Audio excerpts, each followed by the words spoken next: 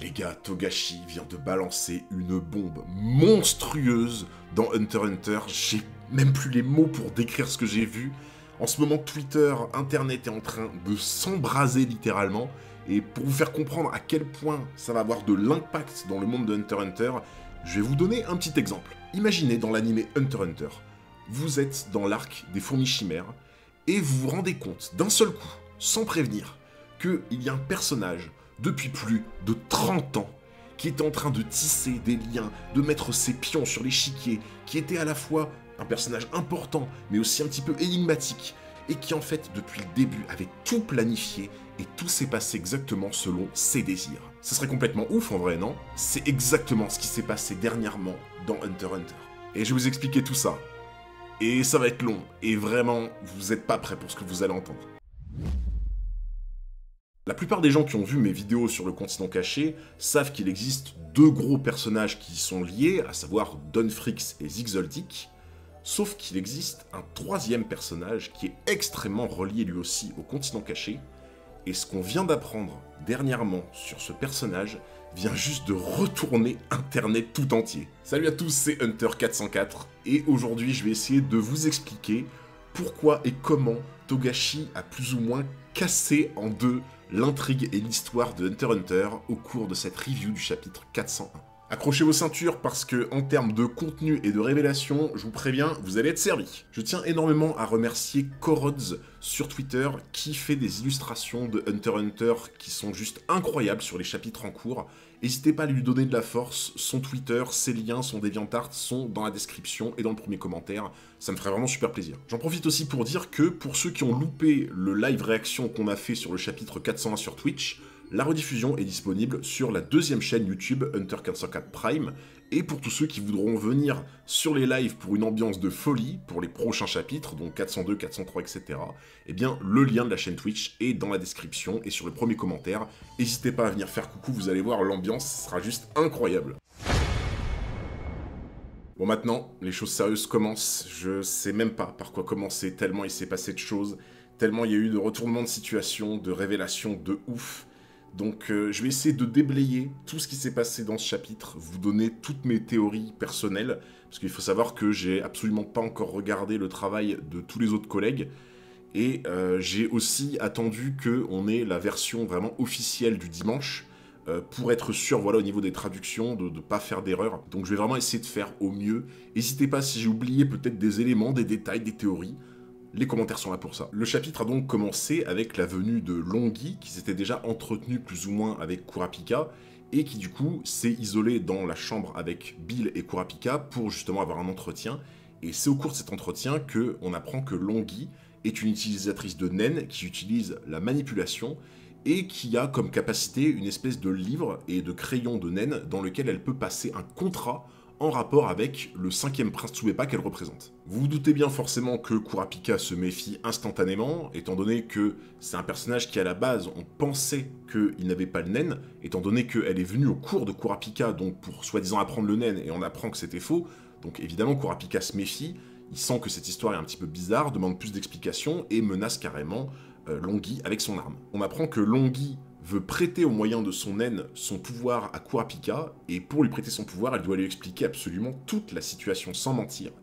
Et c'est au détour de cette page qu'on apprend que Longi est en fait la fille de Beyond Netero. Donc là, je sais pas si vous vous rendez compte, mais littéralement, on vient d'apprendre que il y a un Netero en plus, ou plutôt une Netero en plus.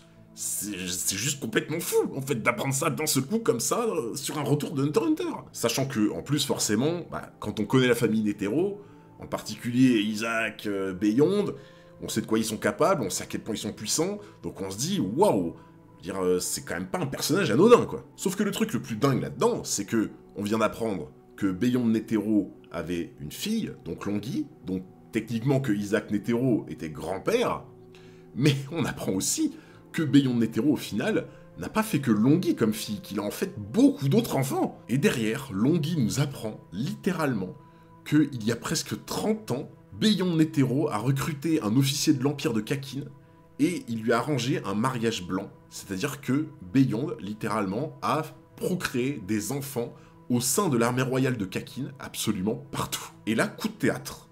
on m'apprend de Longhi que le but de Beyond Netero est en fait une espèce d'unification du monde sous la bannière de Kakin. Et là, on se rend compte, au final, que Beyond Netero, peut-être que son objectif reste encore le continent caché à plus long terme, mais son objectif premier, dans la guerre de succession, eh bien c'est au final quelque chose de beaucoup plus insidieux, à savoir qu'on se rend compte qu'il a littéralement, depuis plus de 30 ans, implémenté plein d'enfants dans le circuit de Kakin, dans l'armée royale. Donc on a vraiment cette espèce d'impression que Beyond Netero est à la base d'un coup d'état, et qu'il a disséminé des enfants un petit peu partout sous la bannière de Kakin, pour qu'au bon moment, eh bien, il exerce cette espèce d'unification Kakin, qui serait peut-être une prise de pouvoir de sa part. Et là où ça devient complètement dingue, c'est que Longhi explique juste après que les enfants donc que Beyond Netero a procréés à Kakin, donc par ce procédé, dès leur naissance, ils avaient déjà assimilé le naine. Je sais pas vous, mais je n'ai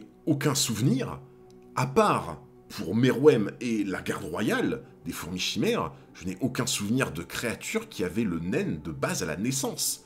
C'est-à-dire que là, on parle de quelque chose qui est quand même juste incroyable. C'est presque du jamais vu, à part pour Meruem et la garde royale. Sauf que eux étaient vraiment des cas à part. Donc pour récapituler un petit peu, tout le plan de Beyond Netero, qui semble plus ou moins être, on va dire, la prise de contrôle totale de l'Empire de Kakin, par le biais d'enfants qu'il aurait disséminés dans l'Empire de Kakin, eh bien c'est un plan qu'il a préparé il y a déjà plus de 30 ans et qui est en train de se mettre en marche. C'est juste complètement fou, en fait. Et si on revient un petit peu sur l'information principale qu'a donnée Longhi, à savoir qu'elle est la fille de Beyond Netero, et que il y a d'autres personnes qui sont les enfants de Beyond Netero de base au sein de Kakin, ça veut dire que peut-être que parmi ces enfants, on en connaît déjà certains. En pensant à d'autres enfants de Beyond, il y a un nom qui m'est venu après le live, quand j'ai réfléchi un petit peu de mon côté, je me suis dit, mais attends, mais lui, on l'avait complètement oublié. En effet, je pense que l'un des enfants de Beyond Netero est en réalité le zodiaque du singe Sayu.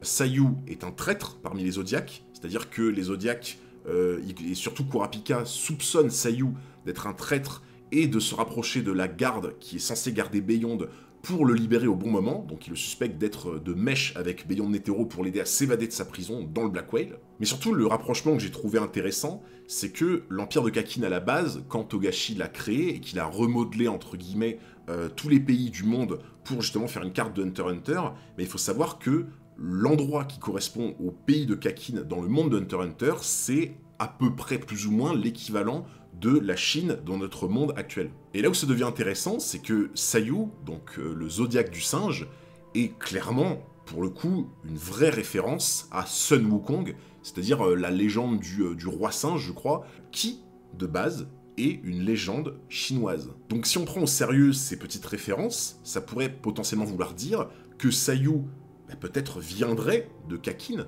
et donc, potentiellement, serait à la base un enfant de Netero qui a été directement envoyé au sein des Zodiacs pour court-circuiter absolument tout. Et pour revenir sur ces enfants de Beyond Netero, qui sont plus ou moins nombreux, il y a un truc auquel personne n'était prêt, qu'on a vu juste après, à savoir que Beyond Netero a littéralement lancé une malédiction de naine sur chacun de ses enfants. Beyond Netero a littéralement maudit par un naine maléfique, un naine surpuissant, qui s'active après la mort de leur enfant, et qui se loge littéralement dans la bouche de ses enfants. Juste regardez-moi cet œil absolument horrible, ce truc, c'est...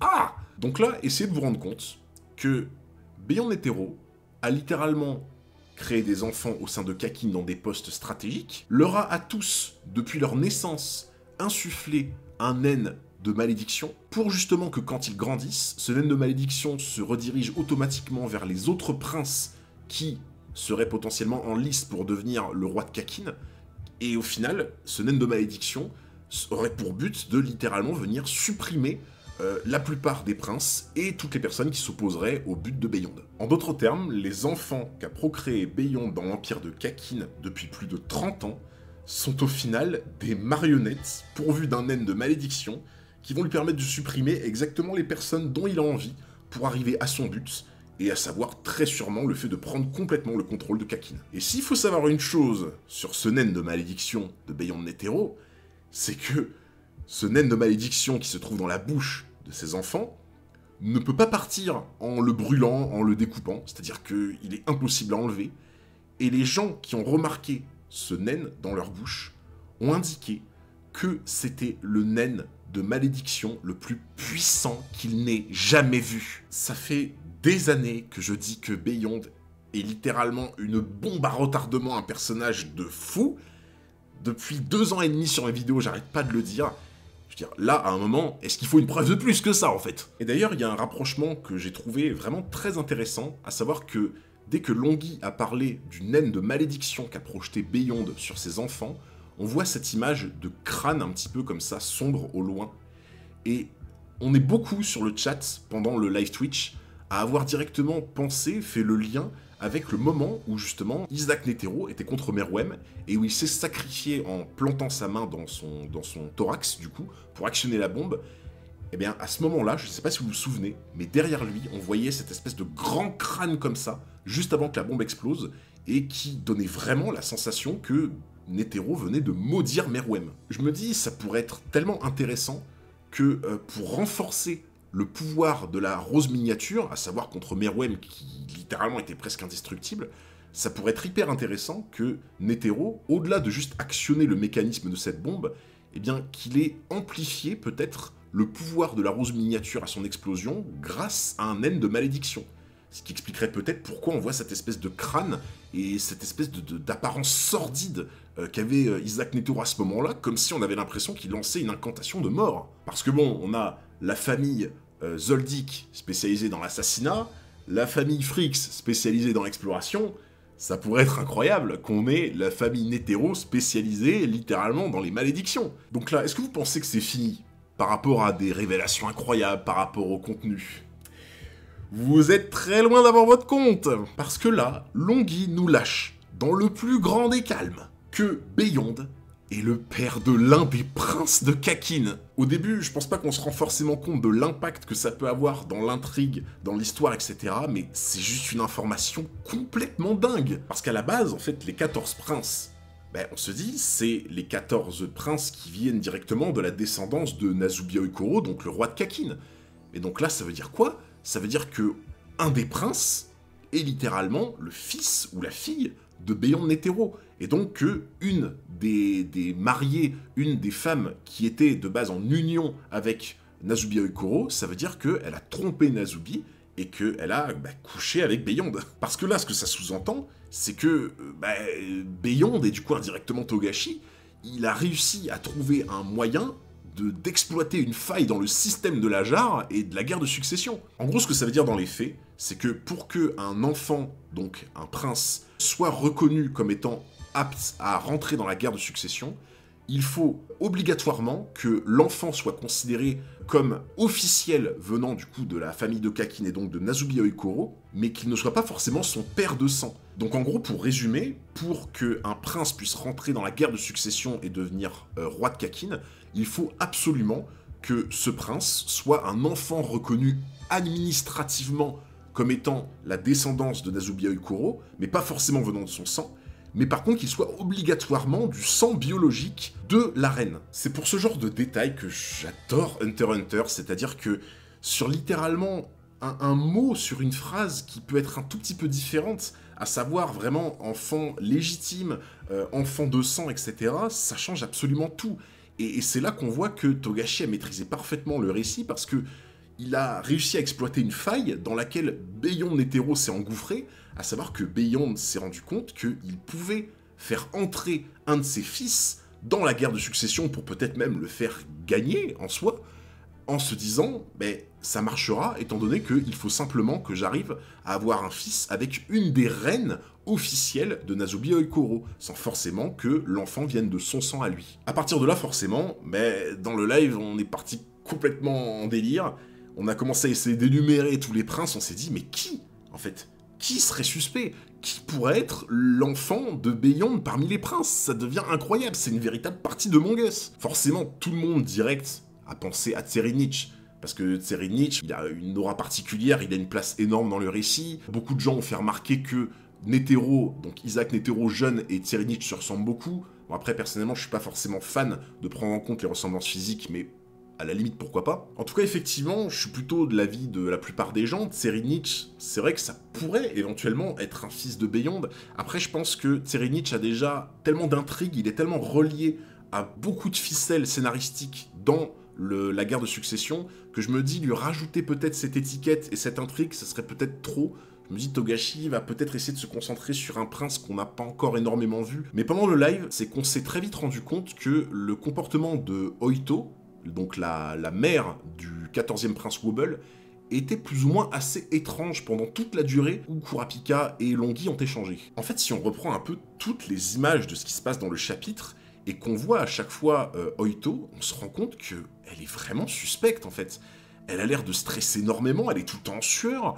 Il y a quelque chose qui est vraiment bizarre en fait. En fait, le fait qu'elle soit aussi mal à l'aise, ça pourrait dire qu'elle a peur peut-être que Kurapika ou Longhi découvrent une vérité qui la gênerait. Et à partir de là, ça laisse des suppositions assez évidentes. En fait, ce qui vient ajouter quelque chose d'encore plus bizarre derrière, c'est que quand le contrat donc se conclut, on apprend que Longhi a pour mission ultime de tuer le prince qui serait en fait l'enfant de Beyond. Et quand on apprend ça, on se dit, mais effectivement, ça pourrait expliquer pourquoi Oito est aussi mal à l'aise depuis le début, parce que ça voudrait dire que depuis le moment de cet entretien, où elle se rend compte de ce qui se passe, eh bien peut-être qu'elle a peur justement que Kurapika, et en particulier Longhi, apprennent qu'elle serait potentiellement la fille ou la femme de Beyond Netero.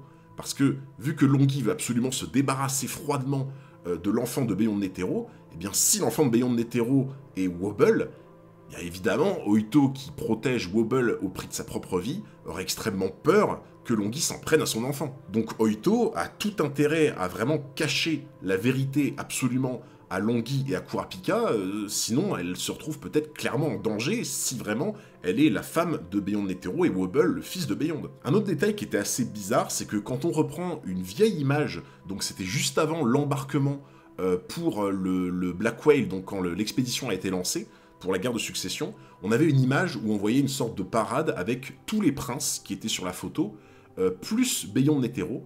Et en fait, ce qui était curieux, c'est que sur cette image, on voit Beyond Netero au centre, on voit tous les princes, sans exception, qui sont à côté de lui, du coup, qui sont en train de marcher, et il y a une personne qui est masquée, une seule, ou plutôt deux, entre guillemets, qui est derrière Beyond, qu'on ne voit pas.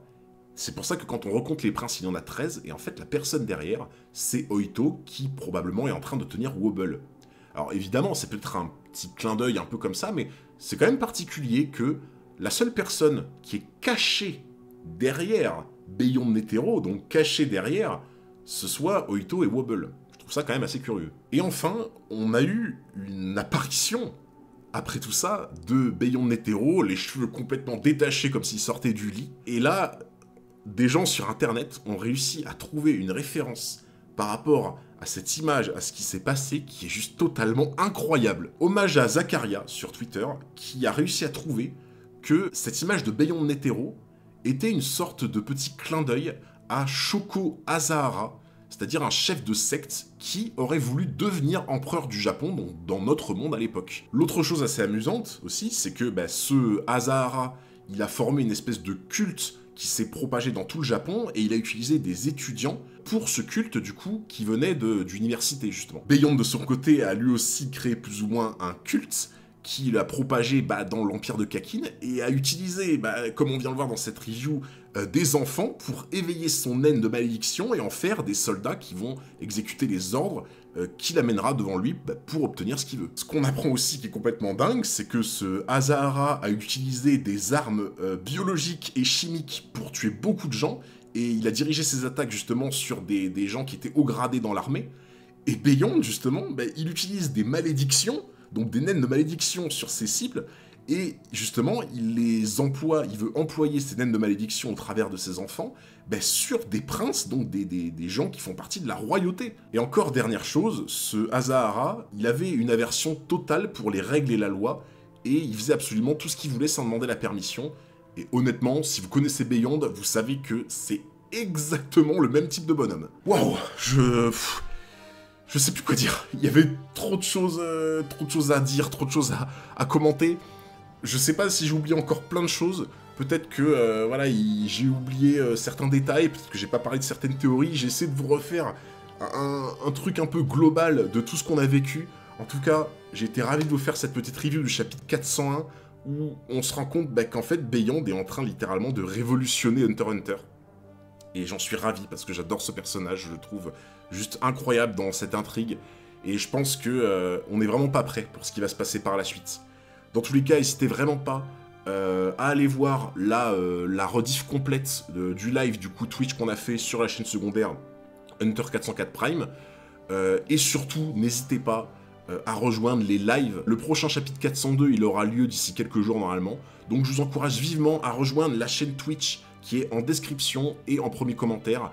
Vous le regretterez vraiment pas, tous ceux qui ont fait le déplacement étaient tous ravis. C'était un live où on était 550, il y avait une ambiance de dingue. C'était juste impossible à décrire tellement c'était incroyable. Sur ce, je vous dis à très bientôt pour une future vidéo. Il y a une grosse vidéo normalement sur un certain personnage Phaeton, une certaine théorie qu'on m'a beaucoup demandé qui va bientôt arriver. Je vous tiens au courant dans tous les cas. C'était un plaisir de vous faire cette petite review. Je vous fais de gros bisous et je vous dis à la prochaine.